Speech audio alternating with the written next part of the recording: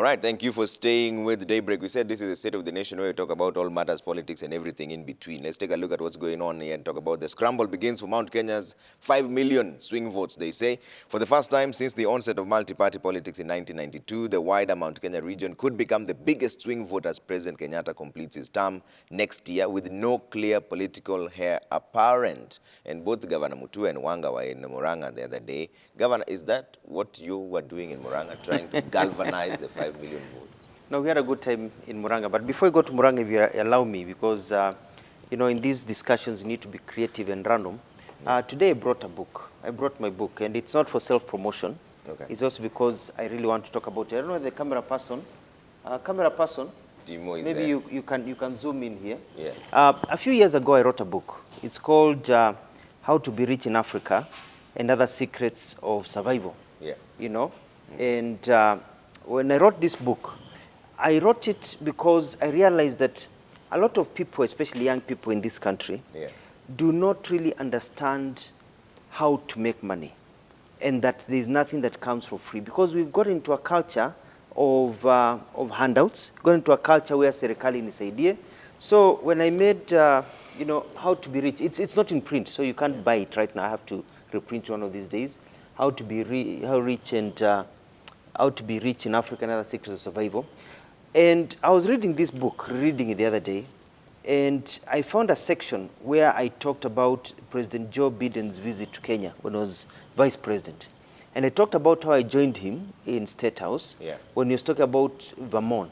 And he was talking about how he was able, how the state of Vermont is a state that is known for business, and how they were able to use an approach of growing the economy to make sure that everybody in Vermont lives a comfortable life, which is quite telling about now. We didn't know he'd become president one day, but I remember listening to him sitting at State House, room 16, and later on he came to KICC and he gave a press conference, and he said something with a quote in the book. He said that he talked about a friend of his, and he emphasized on the importance of knowledge, and he said, you have to know how to know. Success in life is you have to know how to know. You have to be smart enough. You have to be creative enough. You have to live life in a way that lazima ujue utajuaje. And unless you know how to know, and I was reading this book and looking at some of the techniques that some of the people who've become rich, you know, and you look at people who've risen up, people like, you know, S.K. Macharia, for example, the owner of Royal Media, where he came from. You look at people like Munga, people like Kamuya of Family Bank. You look at people like Patrick Kwako. You look at Joan Wang. You look at all these entrepreneurs. You look at Wamatangi. We look at ourselves, where we came from. You have to know how to know. And so this is a wake-up call to our Kenyan, especially our young people, that a lot of these things that are being thrown to us, you know, go to the internet, do research, you know, think widely about what is being thrown to you. Think about what is coming, and then think about how to, you know, how to get ahead, and that's the only solution. So, so I'm happy, and I'm rereading my book, and it's at times I don't even think it's so different than how I thought it would be, because I'm learning new things that I didn't know I knew at that time. From your own book. From my own book, from my own book, which I'll use it for a lot of the things that I'm doing, including even the use of land, the use of budgeting, and all those things that I've been able to apply, because we don't change as human beings. And so I just wanted to put it out there that if you have, the basics is this. If you want to get ahead in life, there's nothing for free. There's nothing for free. You've got to identify the land, you've got to clear the bushes, you've got to till the land, you've got to plant, water, weed, harvest.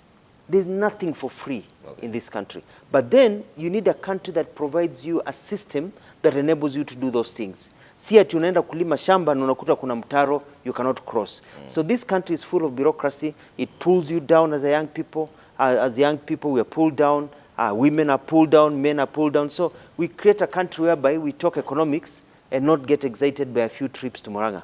Now, when that is said and done, we went to Murang'a to talk about artists. Artists in this country are very talented, but they live from their hand to their mouth. One artist talked about in Murang'a that where they live, some of the artists in this country go home late at night. And they leave very early in the morning So their neighbors don't know they live there. Because huku wana flash, wako sawa, muziki unadunda, but they are poor. Because we've really not taken advantage of the economics of entertainment, you know, in this country. And so we were there to talk about entertainment. Raila Odinga came because he had been given the work by the president to enable the Skiza tunes to be rearranged in a way that majority or quite a large percentage of the money went to the artist. Other people came. Politics came into play because after all we're in Mount Kenya and we're talking about the future of this country. There was a lot of praise for Mheshimiwa Wanga for the work that she did, and congratulations for the artist. I myself, I played my part. I'm an artist, you know, I'm a filmmaker. I love music, and I invited the artist to come to the White House in Machakos in the next few weeks so we can sit down and talk about money. You know, it's about how to be rich. You don't want to be a star and you're poor. You want to be a star but you're also rich. So we can talk about it and talk about how we can change our country to improve them. To me, that was it. It was a good meeting. It was a social meeting. We talked about ourselves. We talked about the future, where we are going. And we told people that the journey has started to empower the Kenyans, for Kenyans to understand what the handshake really means. Wamatangi, you are not there though, but there's a perception that this was a vote hunting mission. Well, Trevor, let me just first take a step back and congratulate my colleague here for writing that book. You know, when you find time and the inspiration to put thought and mind to book and come up with that kind of work, I think it's good, because at one point or the other, I believe that young people will benefit from thoughts of somebody like Governor Mutua, who's had a career that we can talk about, given the fact that from very unpredictable and of course very unlikely at the first time when he started running for governor, and of course because we've known each other for a long time. When he was running before he went to run, we would meet in my office and he would come and would sit there for a while before he launches his campaign to Machakos. And that time it looked, you know, Governor Mutua, I've never said this to you, but but it looked so unlikely that he was going to get elected. Even me, I had my doubts. Although he was my friend. And I didn't tell him that time. And he would come, would sit around there, and you know, I think it's your wit anyway. You know, it's good to put things the way they are. I think it's your wit and your determination that got you to that position. Because even in the first place, you know, let me just put it the way it was, because he also didn't have a lot of money. No. At that particular time. But I knew how to know. But I think you can say that, because the reason why you find that we are likely to be running with is even that time, you remember that I had to give you a car on loan. And I still have that car today. You still have a loan from Wamatangi. I had to give him a car on loan to go and market himself. And you know, finally, congratulations, because you've done a good job. Anyway, and the best you would have done is to give us a complimentary copy with Mheshimiwa Wanga and the book I published in 2010 and it sold out. So I want to go for a reprint. And I'll bring you copies. Next week, bring us copies. We may want to but I just wanted to congratulate you, because it's a good thing to remember to write about your experiences. Most of us, Trevor, you find that people live careers and lives that can inspire our young people and generations to come.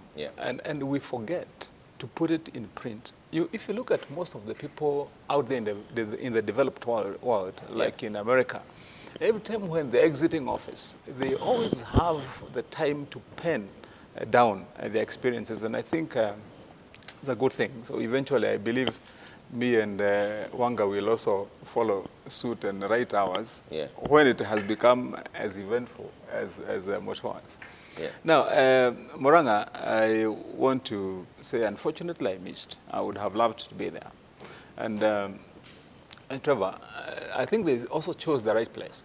Moranga is in the Mount Kenya region, and indeed in the country. It's the center of where artists have come from. If you want to enjoy our music, you know, our local music, our artists, the best of the best, are in Murang'a.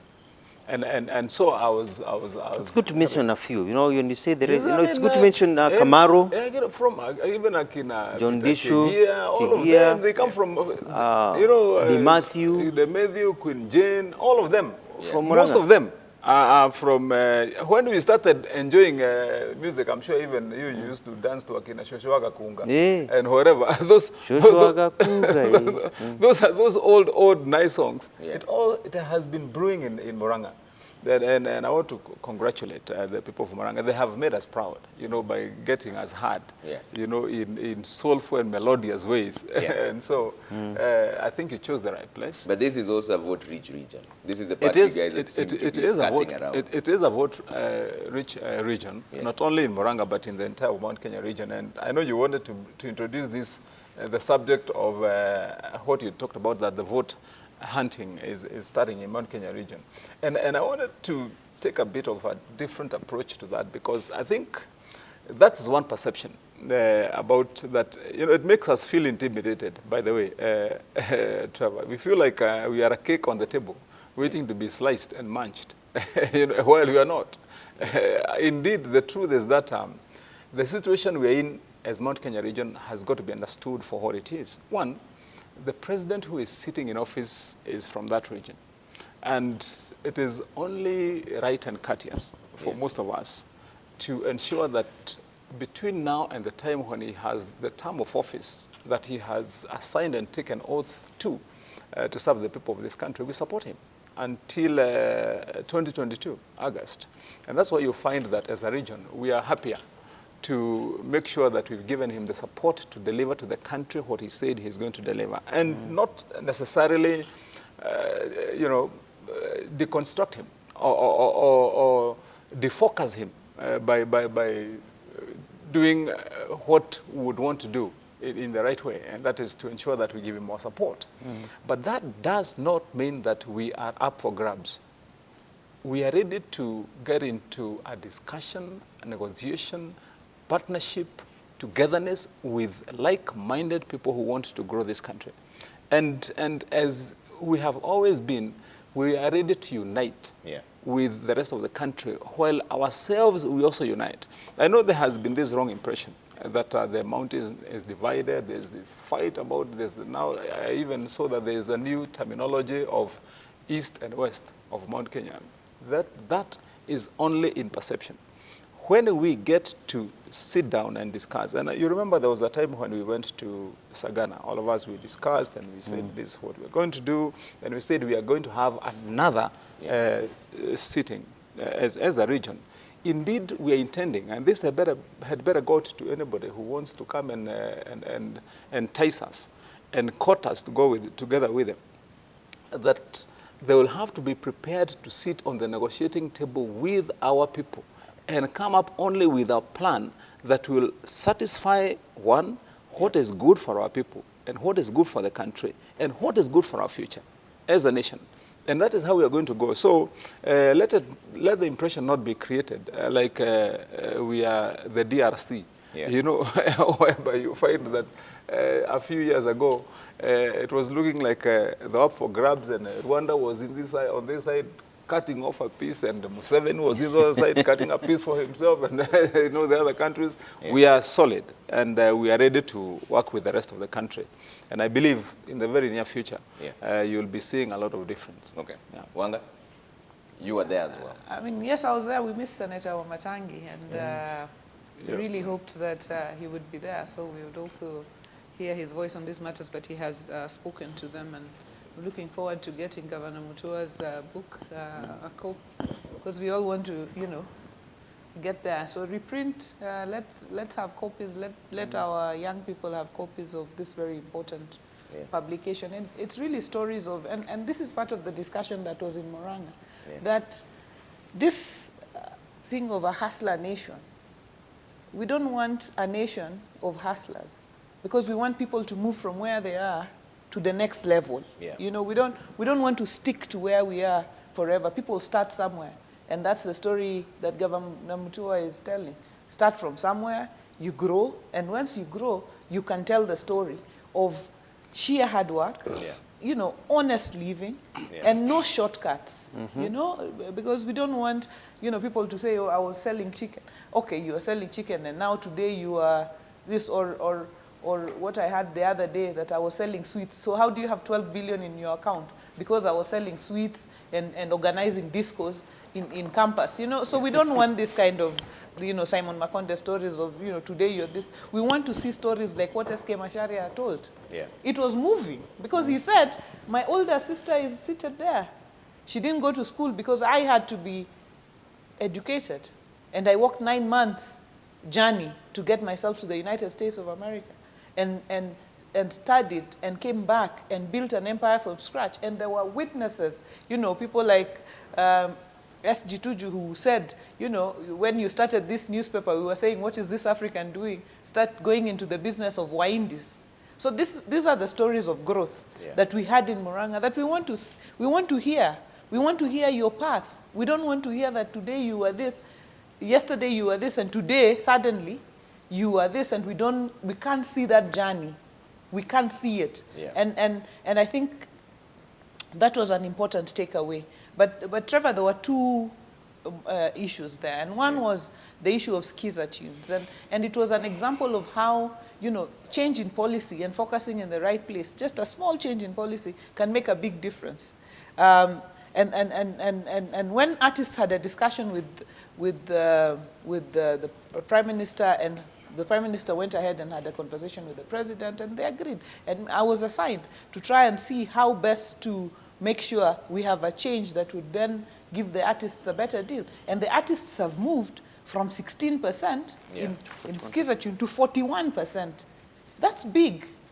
Because if you have a skiza tune, you pay 1 bob every day. And there are 18 million. I have a skiza tune. Yeah. And I keep a skiza tune, not because of the telecom provider. I keep a skiza tune because of the artist. Yeah. I keep a skiza tune because the artist singing it is an artist I like, so I keep that skiza tune. And we pay 1 bob every day, and we are 18 million of us, which means every day 18 million shillings is paid.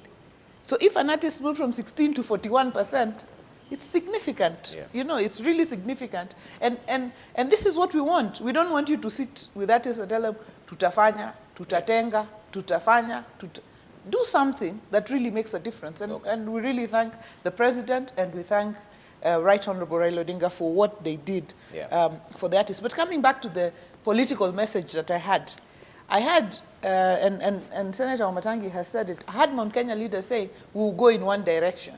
Yeah. We will make a decision and we will move in one direction.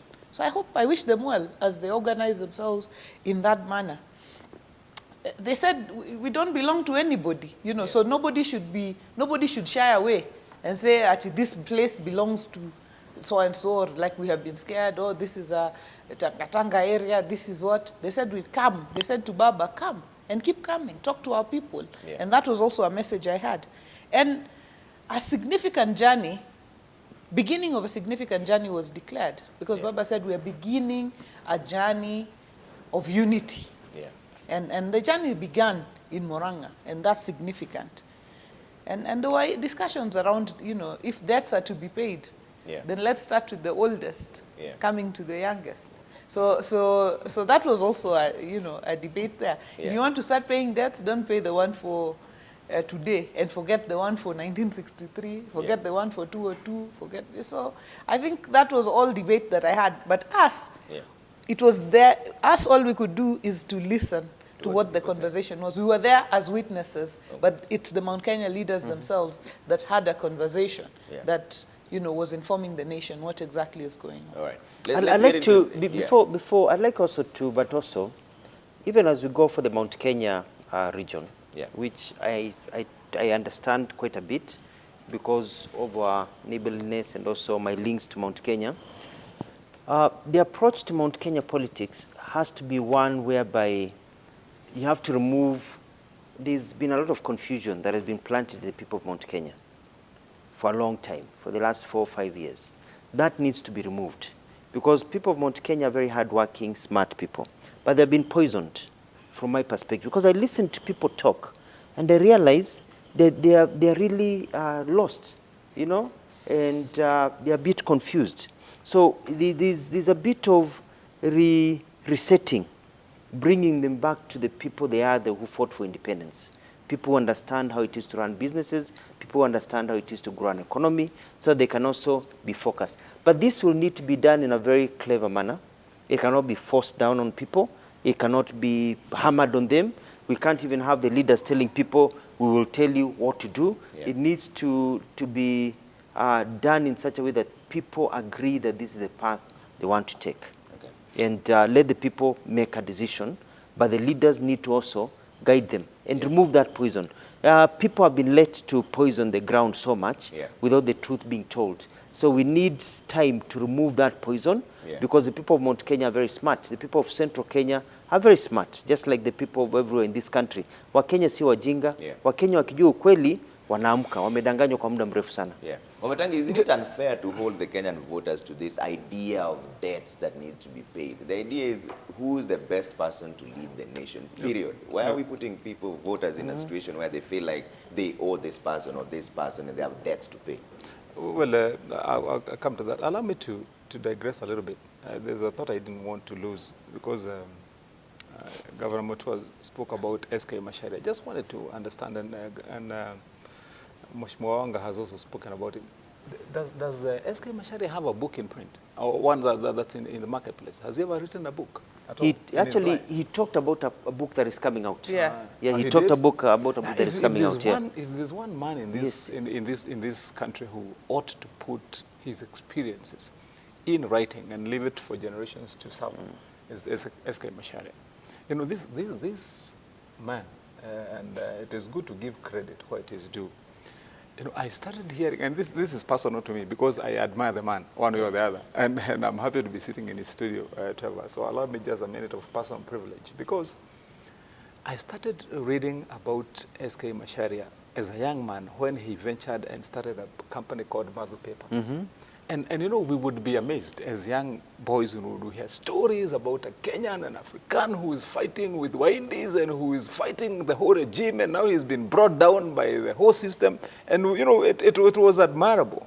And then I remember somewhere, even when it was so novel to talk about credit cards and whatever, then he came up with this idea of Diners card. Yes. You know, and you know, to me, because I'm an entrepreneur and I'm an admirer of achievers, that's why I hold SK in a special place. And that one I have to say, you know, notwithstanding that I'm sitting in his studio.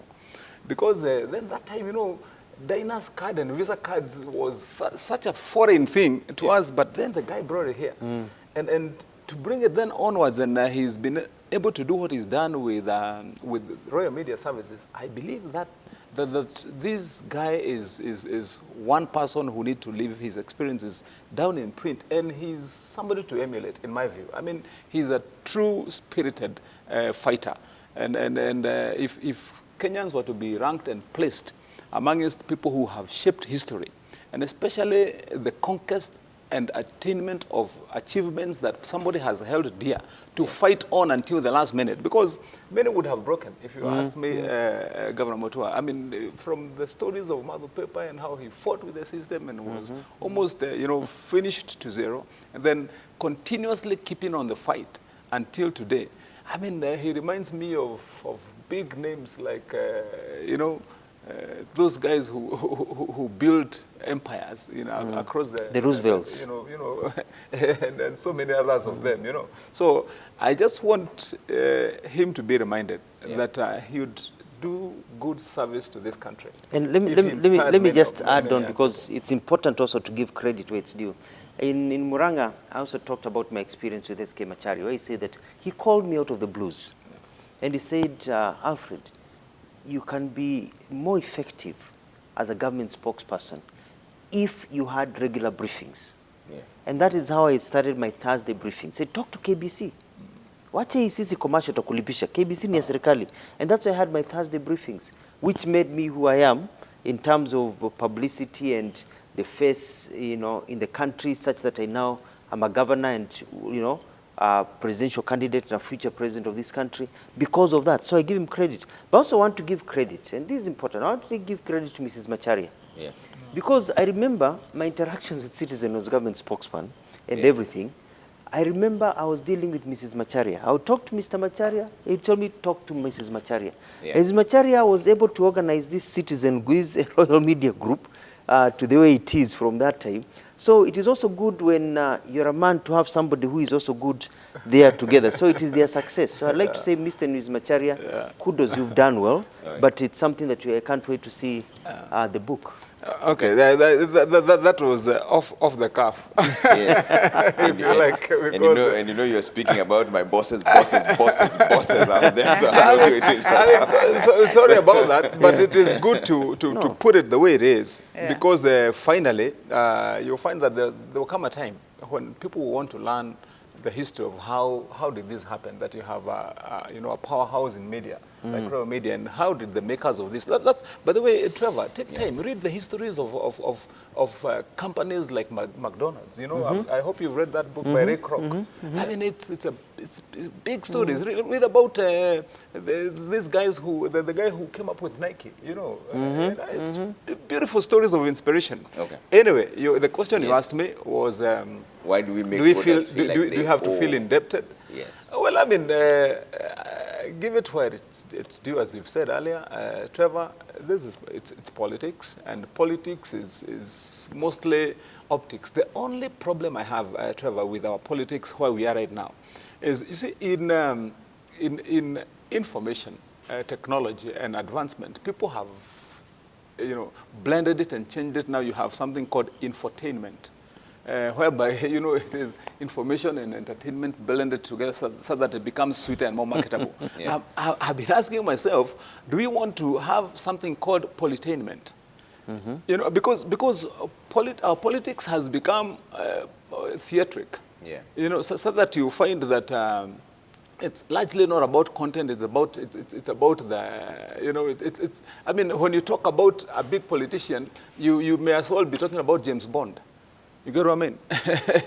So it's really lacked, and that's why you find that what do we anchor our politics and our plan for political growth? Because politics is a major and important part of a country's adjustment. If you get the politics wrong, then you get everything else wrong. So when it is anchored and hanged on such flimsy grounds, for example, about dates, about, personalities, about philosophies that are not anchored, then you find that we have a problem. And I think what we just need to agree about, and I would want to urge our politicians who are running, like Governor Mutua, like DP William Ruto, Raila Odinga, Wamatangi, and all others who are running. I think what we need to do to this country and to our people to be right is to make it essential that when you want to market yourself with content, with a plan, with policy. The way it is done, let us grow politics. Because every other part of our economy, every part of our society has advanced and grown. Technology is advanced. Why should politics remain so medieval? I mean, why should politics remain analog? That you find that the same old tricks that applied in 1963 is still what is applied today. It's about tricking people, conning people, creating stories that do not exist, lying, misleading, and creating theatrics, and eventually rigging elections and stealing, and then that is how you want to win elections. This must come to an end, and I think I would want to urge our young people, especially because the demographics of our country, as you know, Trevor, now is such that the bigger part of those who determine how we shall be tomorrow are the young people. Where 70% of our population is amongst the youth. So would be urging them that let's change this thing. Let's change our demands. Let's ask people to give us content and quality and show us what will they give us, and let's hold people to account once they sit in office, so that you do not have people who just assume office, they come sit, just when you're about to go, then you create a new story and you become you know, become another theater person, and there is no delivery at the end of the day. Okay. And we end up going around in circles. All right. Let's switch gears now and talk about the final topic here in the Uhuru and Raila planning handshake tours. We see there that there's also that movement of political realignments. OKA, One Kenya Alliance, yet to formalize months after talks began. But then there's also this issue of KANU saying that they still have an allegiance with Jubilee, therefore they cannot really move to OKA. But before we do that, let's take a quick break. When we come back, we'll take some of your feedback and then take that final topic in just a bit.